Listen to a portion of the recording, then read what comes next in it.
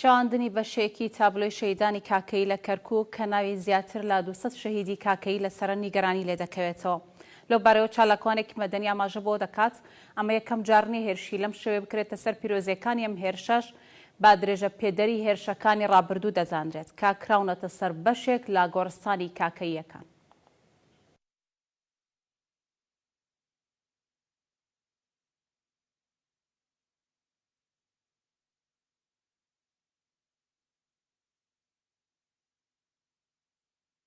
خۆی ناو بەناو هێرشەکرێتە سەرمان هەرجارێ بە جۆرێکە کە پێشتر بینیومانە ئێمە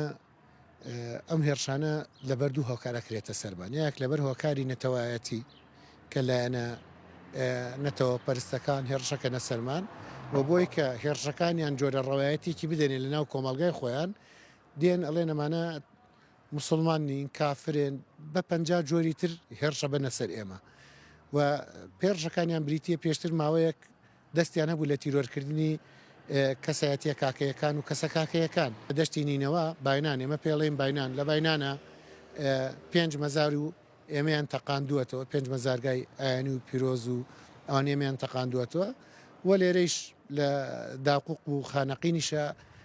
ویستیانە دەست درێژ بکەن بۆ سەر مڵک و ماڵی ئێمە بەڵام بەداخەوە دوای ئەوەی کە بە حساب حکوومەتی عێراق سەرکەوتنی بەسەر داعشە ڕاگەیاند